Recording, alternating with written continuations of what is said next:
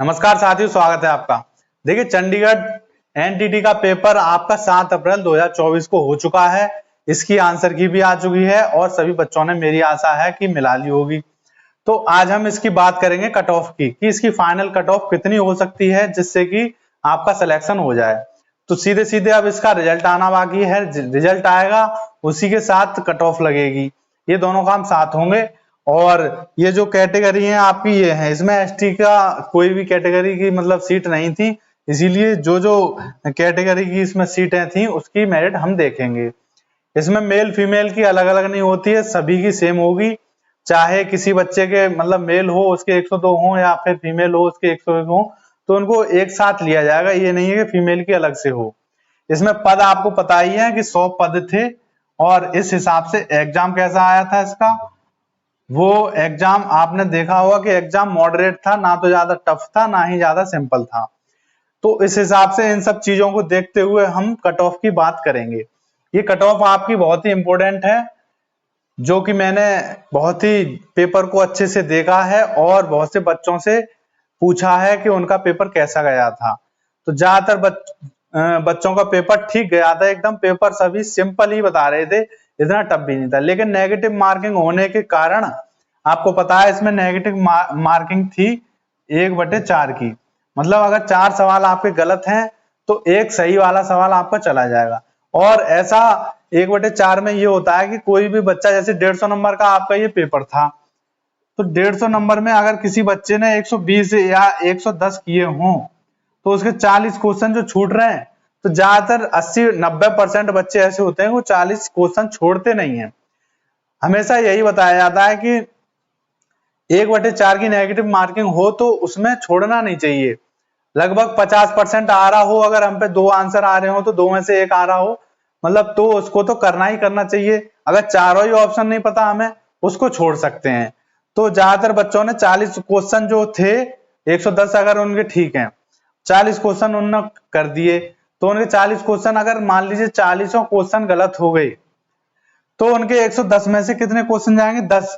तो उनके बचेंगे 100 क्वेश्चन 150 में से। लेकिन ऐसा हो नहीं सकता कि अगर कोई बच्चा 40 क्वेश्चनों को जो नहीं आ रहे हैं उन पर टिक लगाए तो 40 के 40 गलत हो जाए।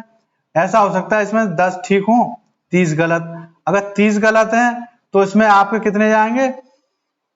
8 क्वेश्चन। 8 क्वेश्चन आपके सही वाले चले जाएंगे, तो वो सेम टू सेम हो जाएंगे। 2 क्वेश्चन बच ही जाएंगे आपके, जो कि इसमें नंबर जुड़ जाएंगे आपके। तो यदि किसी बच्चे के 110 हैं और उसके 40 क्वेश्चन उसने किए, 40 में से 10 तो ठीक हो गए, उसके 30 हो गए गलत, तो उसके कितने क्वेश्चन सही वाले जाएंगे? उसके 8 क्वेश्चन सही वाले जाएंगे। इसमें मैंने ज्यादा ही ले लिया, आधा नंबर। तो 8 क्वेश्चन उसके एकदम सही वाले चले जाएंगे, तो उसके कितने रह जाएंगे? 110 में से उसके 110 ही रहेंगे। 2 क्वेश्चन और जुड़ जाएंगे तो उसके 112 हो जाएंगे, क्योंकि 10 क्वेश्चन उसके ठीक थे तो 2 बच गए कि नहीं बच गए, तो 112 क्वेश्चन उसके हो गए, अगर उसने तुक्का लगाया है तब भी। तो नेगेटिव मार्किंग का ज्यादा कोई असर नहीं पड़ेगा, लेकिन फिर भी अगर किसी के ज्यादा ही गलत हो गए तो असर पड़ेगा। तो इन सब चीजों को देखते हुए हम देखते हैं मेरिट। शुरुआत करते हैं जनरल से। तो जनरल की जो मेरिट जाएगी वो आपकी जाएगी 105 पे। 105 पे मेरिट इसकी जा सकती है, क्योंकि नेगेटिव मार्किंग है। ऐसा हो नहीं सकता बच्चे 110 या 115 ठीक करके आए होंगे, लेकिन नेगेटिव मार्किंग की वजह से उनके कम हो सकते हैं नंबर, ठीक है। तो इस हिसाब से उनके 105 नंबर पे उनकी मेरिट रुक सकती है, जनरल की मेरिट रुक सकती है। फाइनल मेरिट की बात कर रहा हूं मैं, इससे कम जाने की बहुत ही 5 या 10% की चांस है कि इससे कम थोड़ी भी चली जाए, लेकिन 105 ही जाएगी, या इससे ऊपर जा सकती है 1-2 नंबर, लेकिन इससे कम नहीं जा सकती। ओबीसी की बात करें तो ओबीसी की मेरिट आपकी 100 ही जाएगी, 101 कह सकते हैं, लेकिन 100 पे हम मान के चल रहे हैं कि 100 नंबर अगर किसी बच्चे के ओबीसी में हैं तो उसका सिलेक्शन फाइनल हो सकता है, हो ही जाएगा। ईडब्ल्यूएस की बात करें तो ईडब्ल्यूएस की मेरिट आपकी 98 नंबर पे जा सकती है, क्योंकि इसमें रिजर्वेशन मिल रहा है जनरल वालों को ही, तो इसकी मेरिट कम जाएगी ओबीसी से कम, या ओबीसी के बराबर, तो लेकिन थोड़ी कम जा सकती है। एससी की बात करें तो एससी की मेरिट आपकी 95 पे जा सकती है, और PWD की बात करें तो इसकी मेरिट सबसे ज्यादा कम जाएगी, जो कि आपकी हो सकती है 80 पे। तो ये सबसे कम मेरिट इसकी जाएगी। पद भी इसके कम है लेकिन तब भी मेरिट इसकी कम जा सकती है। और ये मेरिट सबसे हाई मेरिट जो जाएगी वो जनरल की जाएगी। अब कुछ ही दिनों बाद, अभी तो चुनाव का टाइम चल रहा है लेकिन चुनाव से इसका कोई फर्क नहीं है। इसके जो रिजल्ट है वो आपका कभी भी आ सकता है, इस मंथ भी आ सकता है, अगले मंथ भी आ सकता है, जल्दी से जल्दी होगा। क्योंकि लेकिन इस मंथ आना मुश्किल है, क्योंकि आपका चंडीगढ़ जेबीटी का एग्जाम है। कब है जेबीटी का? वो है आपका 28 अप्रैल को। तो 28 अप्रैल को आपका एग्जाम है, तो इस एग्जाम को देने के बाद ही इसका रिजल्ट आएगा। ऐसा हो सकता है इसका रिजल्ट और इसका रिजल्ट साथ ही आए, लेकिन इसका रिजल्ट पहले ही आ जाएगा आपका। इसमें पोस्ट कम है, इसमें पोस्ट अब इस बार ज्यादा है, 300 के लगभग, 300-400 के लगभग।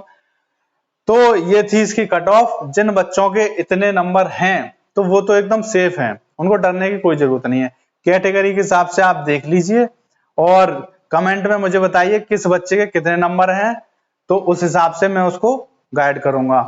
वैसे चिंता करने की कोई बात नहीं, जिन बच्चों ने ये डाला है वो जेबीटी पे ध्यान दें। जिस हिसाब से ये पेपर आया था सेम टू सेम उसी लेवल का जेबीटी का भी आएगा। इसीलिए अभी आप इसको छोड़ के जेबीटी पर अपना फोकस करिए और उसकी तैयारी अच्छे से करिए, क्योंकि जेबीटी की मेरिट इस बार पहले से ज्यादा जाएगी। तो मिलते हैं अगली वीडियो में। Thank you.